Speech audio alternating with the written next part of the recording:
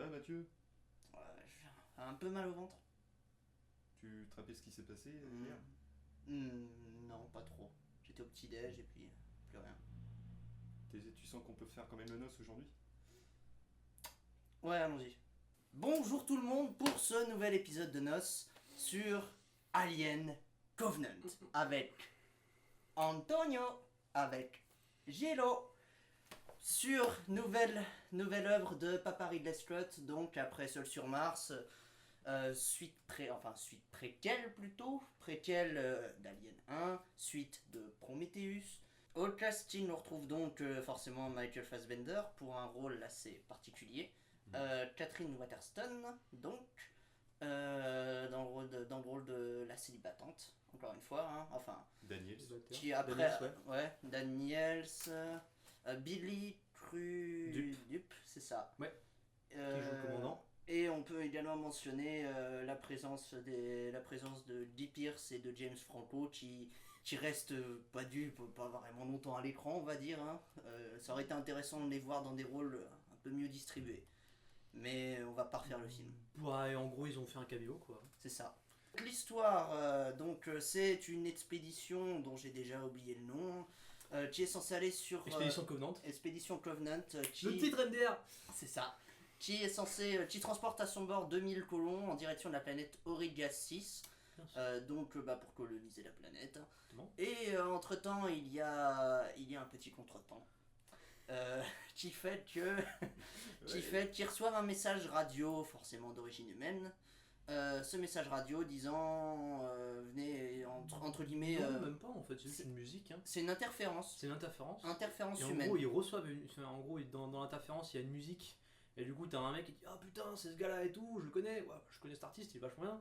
Donc t'as les gars, ils sont interpellés, ils disent bon, vous savez quoi, on va y aller, histoire d'être sûr. Et voilà, vous savez ce qui va se passer. De toute façon, voilà, c'est Alien. Ça rappelle vachement un film, hein, en tout cas. Oh, si peu. Si peu. Ah, dommage, je les avais. Donc, Je sais pas lequel, mais en tout cas. Oui. Gilou, Oui. ton avis sur ce nouveau film de Déjà, Ridley Scott? Je me suis beaucoup amusé, j'ai rigolé. Le film est tellement grotesque. Ah, ça, c'est vrai que c'est un nanar quand même. Du coup, c'est un nanar. Pour moi, c'est un nanar. Et comme c'est un bon nanar, j'ai su l'apprécier. Voilà, mais c'est vrai que des fois, ça tend vraiment vers le navet dans certains points qu'on abordera dans la zone spoiler qui va vite arriver. Parce qu'il y a certains points du film qui sont vraiment littéralement what the fuck et inintéressants. Antonio. Alors, moi, si je pourrais faire une comparaison, ça serait genre si vous avez Prometheus et que vous avez un œil dessus.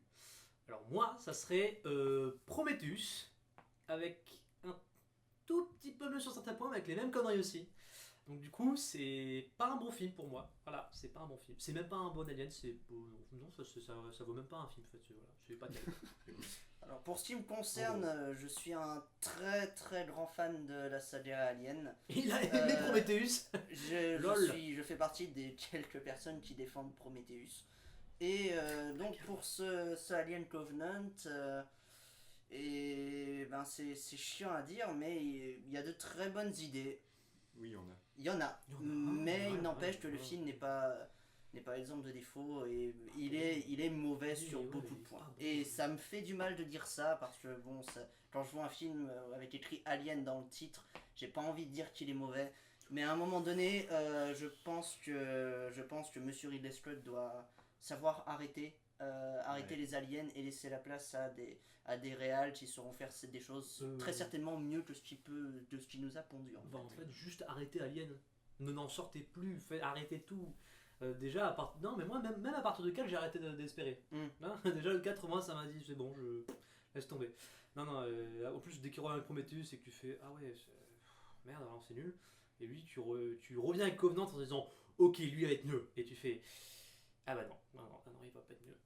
Voilà. C'est vraiment un film commercial, honnêtement. Ah là, oui. C'est putain, et si vous kiffez les aliens, alors là, vous allez en voir en toutes les couleurs. Des blancs, des noirs, des machins, et tout ça. Allez hop. On va y aller doucement. Ouais. Déjà, 2 éléments très importants à mentionner avant de commencer un peu à analyser tout ça. Oh, ça va spoiler. Alors, on va spoiler comme des gros enfoirés. Oh, ça spoil Parce tout. que il y a quand même, la grosse faiblesse du film, ça restera incontestablement son scénario. Et il n'y a pas grand chose en fin de compte à ressortir de la réal, enfin qu'on puisse débattre en essayant de ne pas spoiler le film. Donc on s'est dit, bon allez, pour ce coup-ci, hein, on s'en fout. À partir de cet instant, ça spoil comme des enfoirés. Et le deuxième élément très important, si vous avez l'intention d'aller voir le film, vous devez avoir vu Prometheus avant de le voir, parce que si vous n'avez pas vu Prometheus, ça va vous empêcher d'apprécier pleinement le film, à supposer que vous l'appréciez. Si vous aimez souffrir, allez voir Prometheus et ensuite, pour remettre une couche, allez voir Covenant. Voilà. Donc, Alien Covenant, Oh, il y a des choses à dire. Mon Dieu, Ridley, je t'aime beaucoup, t'as fait le film qui a terrifié mon enfance, mais non, ce n'est pas possible. Ah, c'est nul, hein. Et il y a de très bonnes idées, je vais quand même les mentionner, pour essayer de le défendre un petit peu par rapport à vous deux.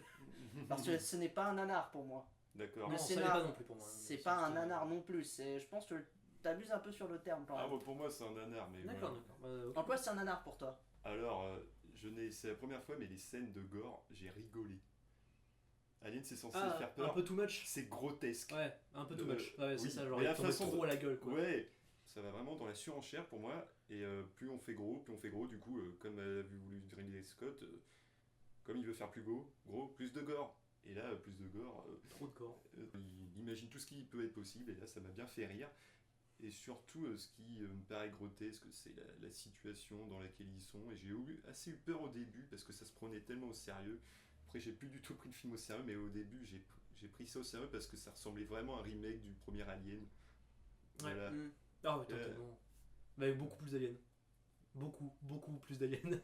Mais Voilà, enfin, Putain tout de début, merde. avant qu'ils arrivent dans la planète, je veux dire. Waouh. L'aspect du gore, quand même, c'est un aspect qui a été réclamé par beaucoup de fans. Déjà, le 3 ne montrait pas grand chose en termes de gore. Le 2, c'est à fond sur l'action, mais en fin de compte, on voit pas plus de détails que ça.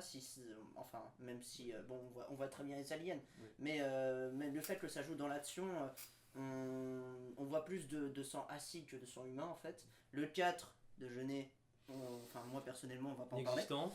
Et du coup, voir du gore dans un alien, on n'en a pas vu tant de ça au final. Donc c'est un aspect qui a été réclamé par beaucoup de fans et c'est une des choses que j'inclus dans les très bonnes idées pour moi en fait. Parce qu'en fin de compte, mine de rien, ça reste sanglant quand même. Et la seule scène vraiment sanglante de toute l'histoire d'Alien qu'on peut retenir, ça restera le moment où le bébé sort dans Alien 1 en fait. Ouais. Voilà. Et là, ça m'a fait plaisir. Et j'ai pas trouvé qu'il y avait de la surenchère non plus. Quoi. Oui. C'est un malsain qui se rapproche du grotesque. Genre, t'as même des embryons là dans le vaisseau Covenant. Là, c'est assez bizarre. C'est assez étrange. Bah non, c'est la colonie ça. Ouais, mais même transporter des embryons comme ça. Ah bah après c'est tout le système de colonisation de L'évolution. putain, Et pour le côté qui est vraiment navé, c'est le côté mystique avec. Et C'est assez il se bizarre. perd, J'ai il se jamais. perd. Non mais j'ai trouvé ça ridicule la scène où ils font de la flûte. On voit deux juments en train de faire la flûte. C'est quoi ce film? Ouais, bon après. moi, je Cette sais scène, pas, elle est hyper dérangeante pour moi. Moi, je dis, j'ai pas l'impression de voir du Alien en voyant ça. Bon, il essaie d'implanter un nouveau truc, mais bon, c'est vrai qu'il exploite tellement peu son nouveau délire de style, je sais pas, de transhumanisme ou de est-ce qu'un robot a une conscience et que machin il peut se développer tout seul.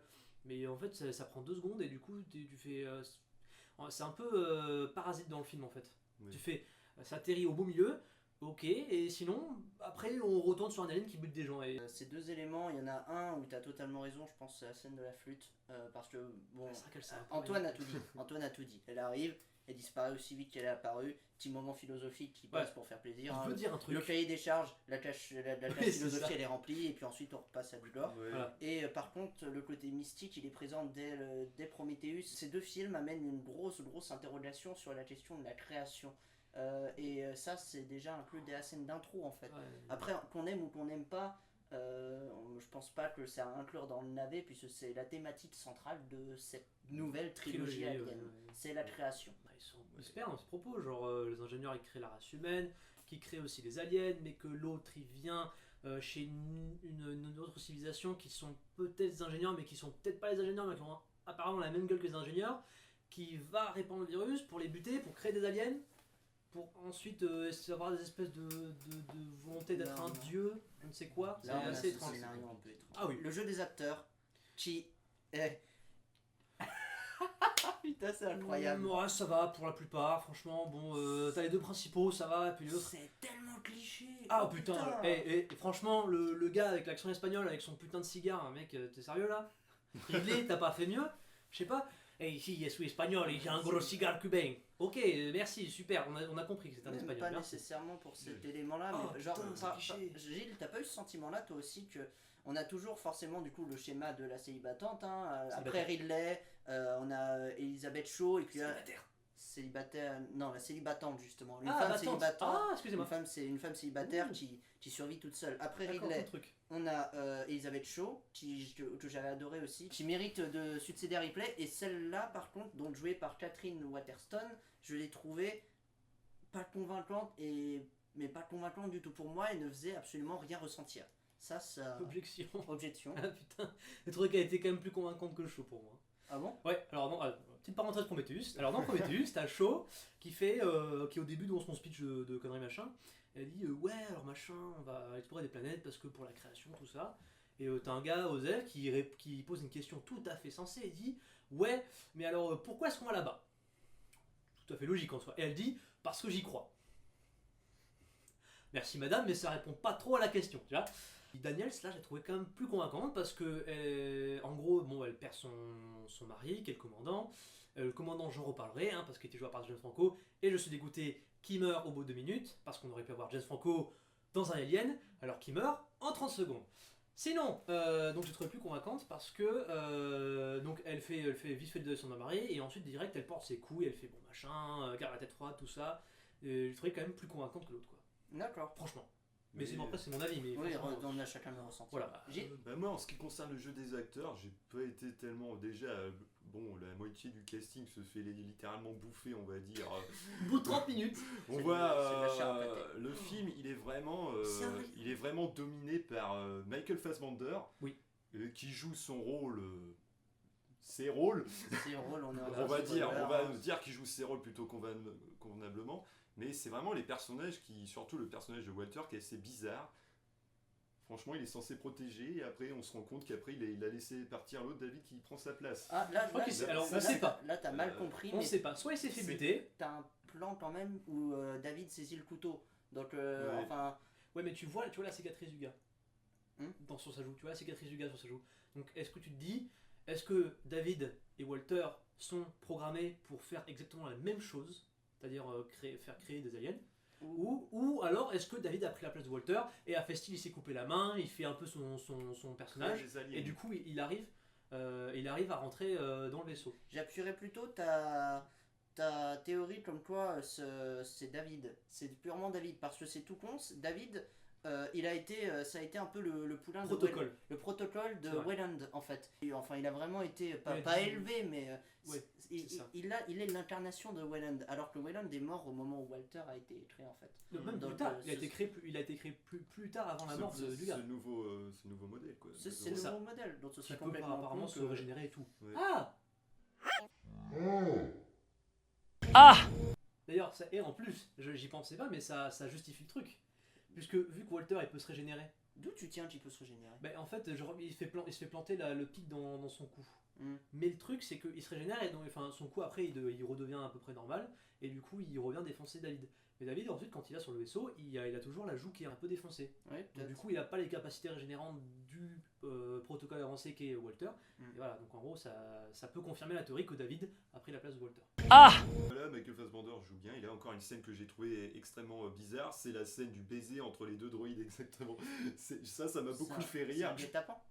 Ouais, alors déjà. Mais c'est trouvé ça aussi grotesque et le côté nanar. Je pense plutôt, genre, je vois encore que Weyland en fait il a carrément pris limite la conscience de Weyland et du coup il voit en. Je sais pas, en Walter son fils ou machin, il dit ouais, tu m'as création, mais tu m'as quand même déçu quoi. D'accord. Genre le truc. Enfin, je vois ça comme ça. C'est vrai que tu fais bizarre quand même. Après, s'il y avait un acteur pour jouer l'alien, il le joue super bien parce que l'alien là, il est. C'est la 3D. Ouais. Je sais pas si c'est de la pure 3D ou si c'est une animatronique animée par. Non, on va pas le couper, c'est rigolo.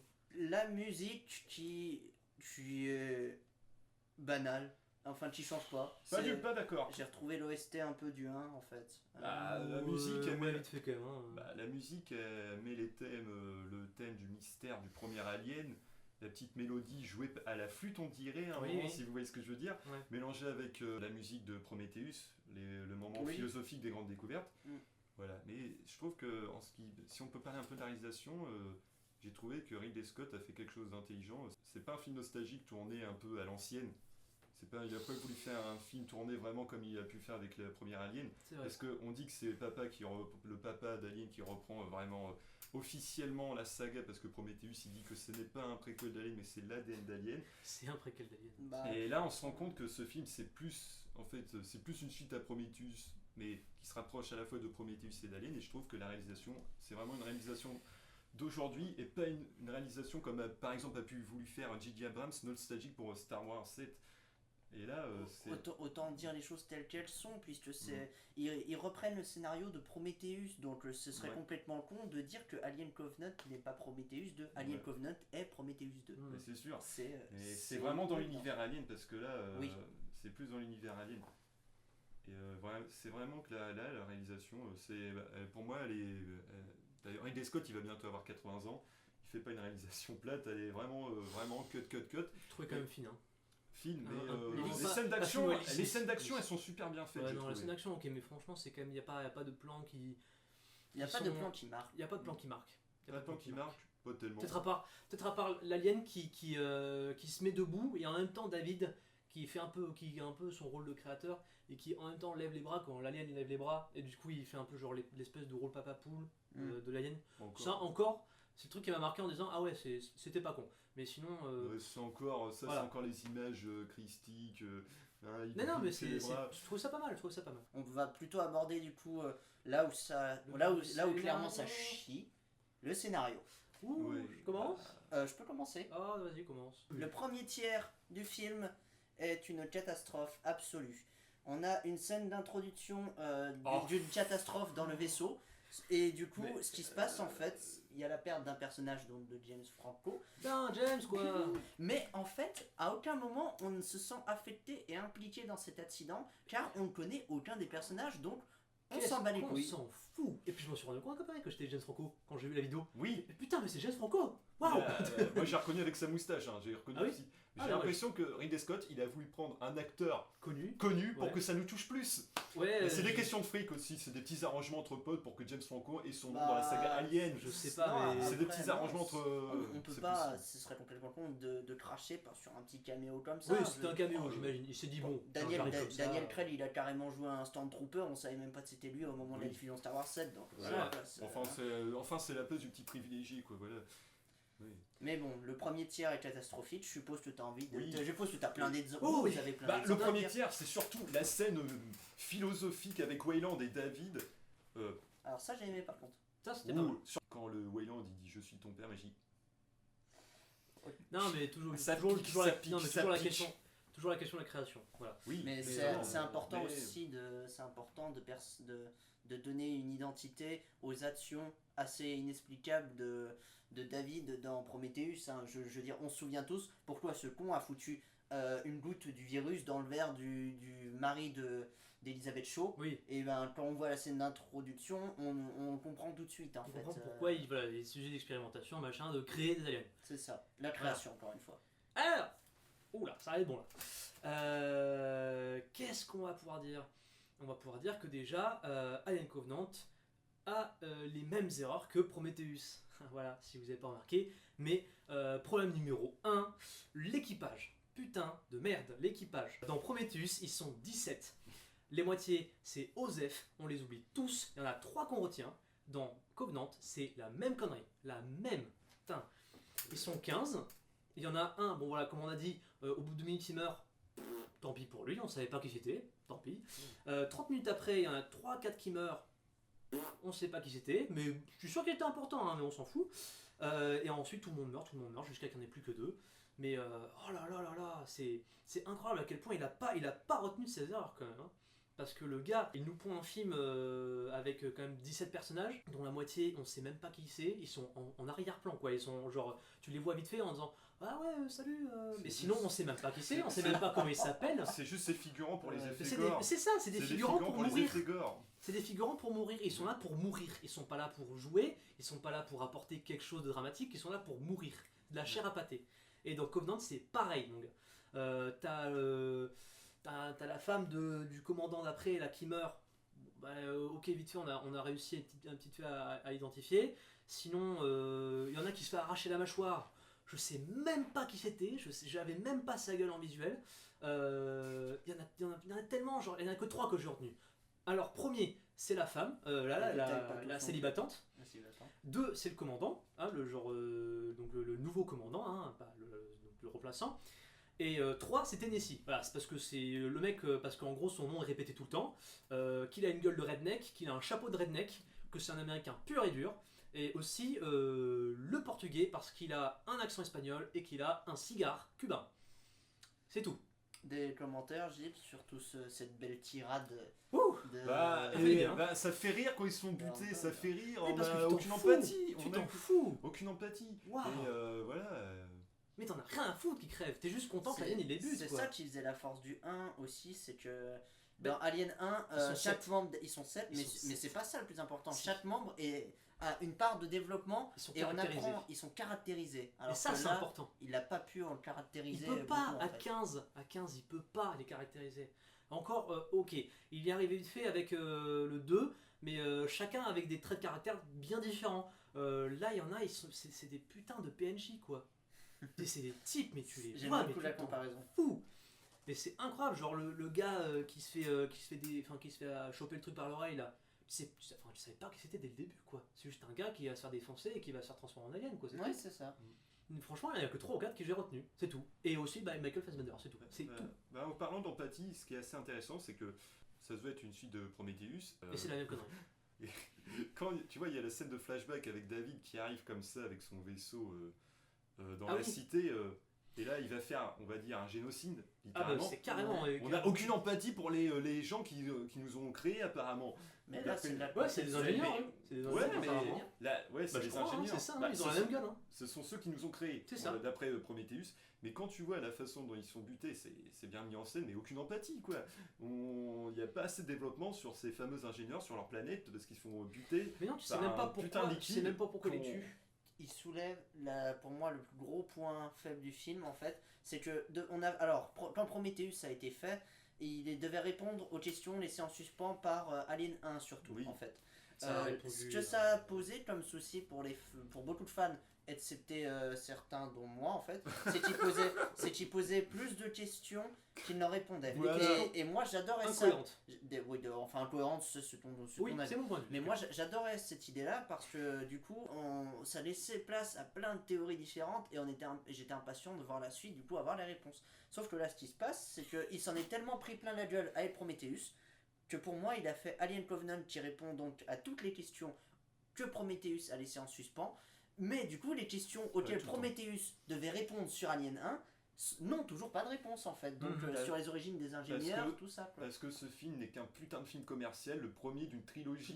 Et on saura enfin la réponse comment est arrivé le putain de vaisseau sur la planète LV426 et comment un ingénieur s'est fait éventrer par un facehugger. Ouais. On va savoir ça dès le 3e. Ouais, c'est ça. Voilà. Mais après... Gring, la thune, wouh. Honnêtement, moi j'aimerais bien parler des points forts du film. Je te laisse le plaisir, délectable. Vas-y. Les aliens, on les voit beaucoup, on le cache pas. Ça, c'est un très gros point faible pour moi. Oui, moi aussi. Après, c'est un peu intéressant aussi le fait que dans la planète, il y a c'est vraiment une planète vraiment hostile avec la contamination par les oreilles ou par le nez. Et ça, j'ai trouvé ça intéressant, le fait que la poudre fasse naître des aliens différents, blancs, mais vraiment. Honnêtement, j'ai trouvé ça intéressant. Et ça, j'ai trouvé que c'était un point faible. Mais aussi un petit peu mitigé. À un moment donné, il faut savoir varier le bestiaire aussi. C'est sûr. Et cette créature, du coup, après quelques recherches, on appelle ça un néomorphe. Et ces néomorphes, ça fait plaisir de voir des choses différentes parce que en fin de compte chaque film Alien a apporté sa propre vision de l'alien. On a Alien 1 normal, on a Alien 2 avec la reine, Alien 3 avec un alien du coup qui se comporte comme un chien ou enfin comme un animal quand il sort pas d'un chien, c'est d'une vache. Excuse-moi, mais l'alien qu'on voit dans Covenant il se comporte vraiment comme un animal. Alien 4, on a l'alien qui fait naître le bébé de Ripley. Là, c'est dégueulasse. Qui en soi est la plus grosse incohérence que j'ai jamais vue, mais bon, pourquoi pas. Et du coup, là pour cet alien là, je te rejoins sur le fait que on a des néomorphes, ça change beaucoup quand même. C'est en l'occurrence la créature qu'on voit à la fin de Prometheus. Ça change pas, c'est du nouveau quoi. C'est. Ça change, c'est du nouveau quand même. Enfin, je sais pas, non. Enfin, il y a de la surenchère aussi. Il y a la surenchère, toujours. Du coup, qui dit surenchère, nouvelle bestiole. Mais si l'alien, donc le xénomorphe, pas le néomorphe, se comporte comme un animal, je pense pour moi que c'est aussi justifié parce que le gars il a l'occasion de faire un truc bestial avec le numérique, la 3D, tout ça, et c'est pas un maître dans son costume. Un maître dans son costume aurait jamais pu faire les sauts qui se tape l'alien dans le En fait, je pense peut-être que ça peut être un gars qui a été doublé comme Andy Serkis peut le faire dans certains rôles, si tu vois ce que je veux dire. Dans Covenant, les sauts qu'il fait, c'est quand même impossible. Après, ça peut accélérer au montage. Ouais, mais ouais, je voulais parler c'est vraiment un film en son temps. Les aliens. Alors, ok, j'ai parlé d'un gros point faible du film qui était l'équipage. Deuxième gros point faible pour moi, c'est l'alien, ou plutôt les aliens. Parce qu'il n'y en a pas 2, il n'y en a pas 3, il y en a 5 aliens. Et c'est beaucoup trop. Du coup, pour moi, franchement. 5 vrais xénomorphes. Quoi ? T'as pas gueulé pour Aliens, excuse-moi. Non, parce que en gros, genre, dans le 1, t'en as un.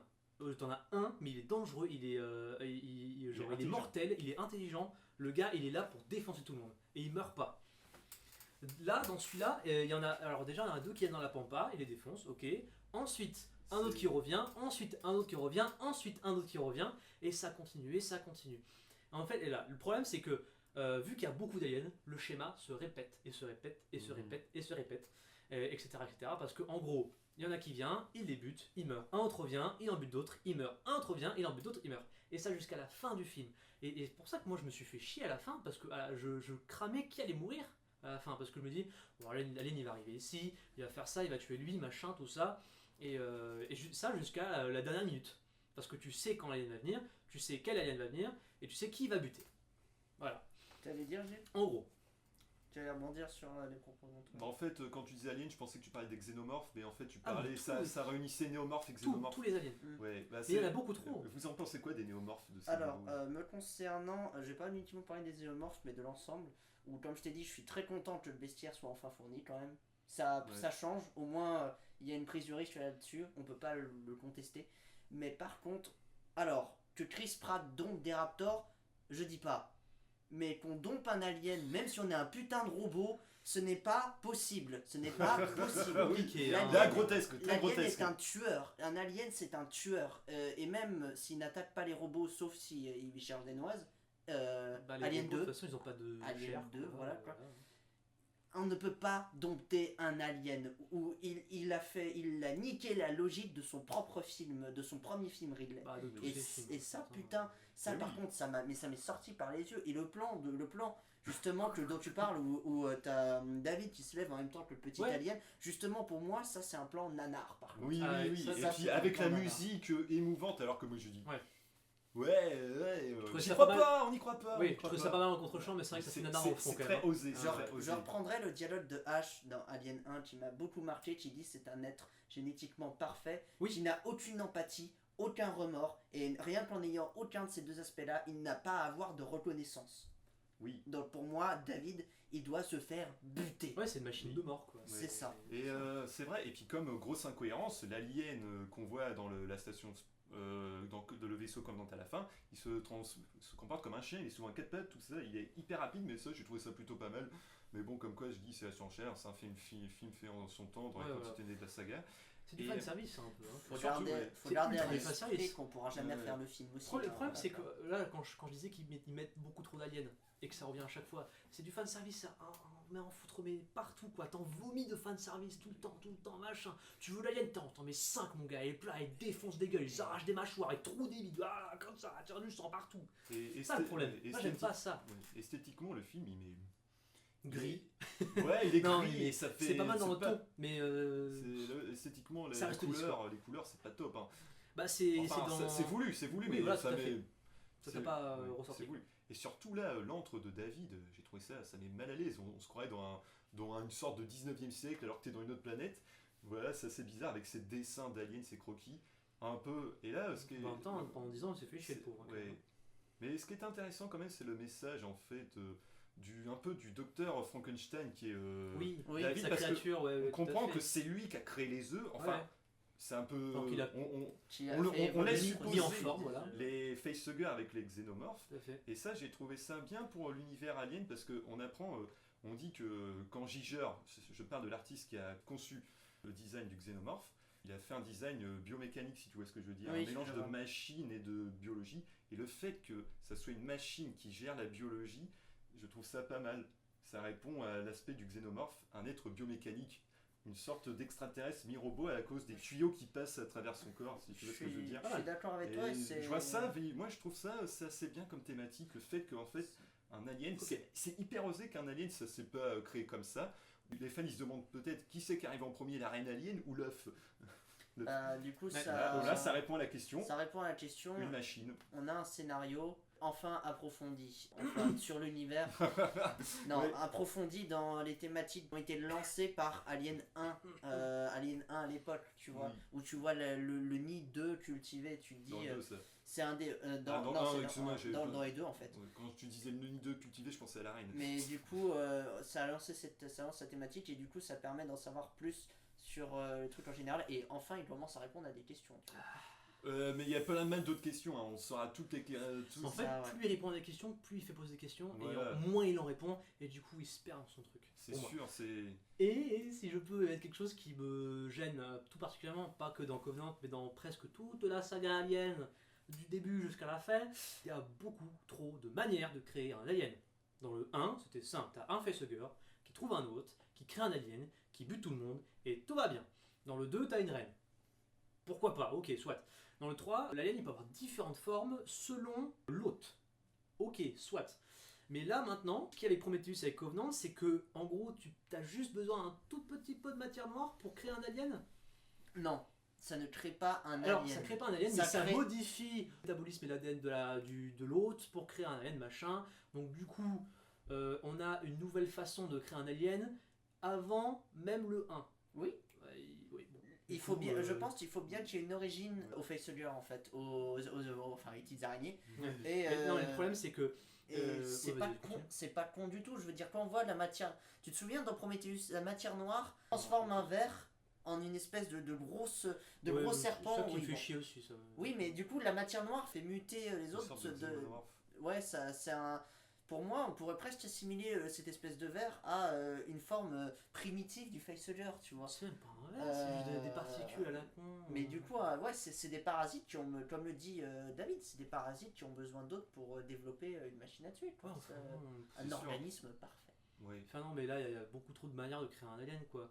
Entre le facehugger, la matière, il y a aussi l'espèce de poulpe qui va dans l'ingénieur, qui l'ingénieur quand il meurt crée un alien, mais le poulpe, en même temps le poulpe il a été injecté dans chaud pendant qu'elle faisait l'amour à son copain et ça crée un truc comme ça, et pourquoi, comment. Ça fait partie des théories sur quelles sont les manières du virus. La liquide noire peut créer deux choses, ça crée la mort, mais ça crée aussi la vie, puisque ça crée la vie dans le ventre de Shaw, et ça crée la vie les humains. Aussi dans la scène d'introduction de Prometheus. Ouais, enfin la vie quand même merde. Putain, je suis en train d'essayer de les défendre. Ouais. Merde. Après dans Alien Covenant 3, genre en gros le mec il va pisser dans une mare, ça va créer un alien. Alors, limite c'est illimité les créations d'aliens, tu vois. Il y a même plus de facehugger. Tout est possible.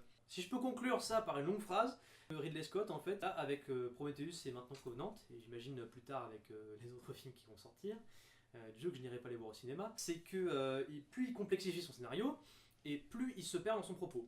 En gros, il essaie de complexifier l'histoire en disant ouais, en fait, il y a des ingénieurs qui ont créé la race humaine, et en fait, il n'y a pas que les facehuggers, mais aussi un parasite avec des particules noires qui peut créer un alien qui sort de ton dos ou de la bouche ou de ce que tu veux. Plus ça avance, plus on s'y perd, plus ça devient incompréhensible. Enfin, les ingénieurs, pourquoi ils ont créé les aliens? Ou est-ce que les aliens ont été créés avant les ingénieurs? On ne sait pas. Est-ce qu'il y a d'autres façons de créer un alien? On ne sait pas. Voilà, c'est un peu ça le problème que je trouve. Sur cette suite de films qui se déroule et qui va se dérouler dans les années à venir. D'accord. Et Allez pas voir Alien Covenant, franchement. Si vous avez pas aimé Prometheus, n'allez pas le voir, franchement. Gilles, un mot de conclusion pour Alien Covenant. Bah déjà l'idée de base de répondre un peu au mystère qu'il y avait dans Alien, et ce qui faisait le charme d'Alien, c'est qu'il y avait beaucoup de mystères. C'est quoi ce vaisseau? Moi, l'idée était bonne et assez osée. Mais c'était simple. C'était simple aussi. C'était simple, c'était pas complexe, c'était pas. Il essayait pas de trifouiller dans les trucs. Ça restait simple. Il y avait un facehugger, un alien, une race inconnue, et c'est tout. Il n'y avait pas de trucs de parade de machin, il y avait que ça. Et c'était bien, putain, c'était bien. Ouais. Ça permettait plein d'ouvertures, mais t'avais pas de trucs comme ça. T'avais juste ça. T'avais 3 trucs essentiels. C'était ça et c'était bien. L'auteur officiel d'Alien, Ridley Scott, il s'est un peu permis de vouloir répondre à ces trucs, mais il aurait dû faire qu'un seul film. Voilà. Et comme Prometheus n'a pas suffi, voilà, il est tombé dans le piège. Beaucoup de films commerciaux, ça va sombrer comme ça. Après, on se retrouve, moi qui est plutôt fan de l'Alien, on va dire Alien première génération, enfin on va dire les 2 premiers Aliens, c'est-à-dire tout mis sur l'angoisse, l'ambiance, tout. Il y a une part de mystère par rapport à la compagnie, qu'est-ce que c'est aussi, d'où viennent les aliens, comment sont-ils? Et bien là on se retrouve dans un univers un petit peu métaphysique, ça se barre un peu, ça se veut trop métaphysique, ça se veut un peu christique, je sais pas, mystique même. Que le Fassbender qui se ramène comme ça avec les cheveux longs comme un Jésus, et voilà, c'est de la surenchère, mais par contre le film, c'est un peu du renouveau quand même, parce que Prometheus, comme il disait, ça se voulait être un alien d'alien, mais là ça se veut plus être un alien officiel, parce que là on les voit. Mais je trouve que c'est un film... on les voit un peu trop, je trouve. Hein. Ouais, film plutôt bien réalisé, avec une atmosphère qui évolue, qui met mal à l'aise avec cette planète grise, en contrefaçon avec le vaisseau qui est plutôt clair, contrairement au Nostromo dans le premier Alien. Enfin, il est clair parce qu'il y a la vie dedans, il y a demi-colon. Voilà, ça pas mal, il y a un peu de renouveau, mais le film il est assez grotesque pour certaines scènes. Ça va du coq à l'âne, ça va de l'œuf à la poule, on sait plus rien, voilà. Alien ne doit pas aller trop loin, mais... Moi, je mettrais, faut ranger les sagas Alien et la saga Alien Covenant, faut vraiment séparer les deux, quoi. Ouais, tout à fait. Je pense que ce Alien Covenant a révélé un symptôme du cinéma qui doit être traité pour moi. Alien, la saga Alien n'a jamais eu pour vocation d'être une saga de base. Aliens est né du succès de Alien 1, et Alien 1, quand il a été fini, il n'y avait pas de suite envisageable, en tout cas. De même que Aliens, donc il y a une petite happy end avec le succès commercial qui a eu lieu derrière, a donné du coup Alien 3, parce que toujours Green, la machine à sous, et Alien 3 a été encore plus loin, puisque eux ils ont carrément fait crever Ripley. Donc tout le monde voyait difficilement comment ils auraient pu donner une suite à ça, mais la faute, Green, ils ont ressorti Alien 4, où là, c'est n'importe quoi. Non, tu m'interromps pas. Devine qu'a fait Covenant. C'est la Fox, Green. Ouais. Donc, en fait, cette saga s'est construite sur le fait que chaque film a sa propre identité, sa propre âme. Chaque film apporte sa propre vision de l'alien, ses propres thématiques aussi, pour certains d'entre eux. Et c'est ce qui rend chaque film Alien de la saga originale si unique. Là, dès l'instant où il a lancé Prometheus, il a lancé ça dans l'idée de faire une série de suites de façon à expliquer les origines de l'alien.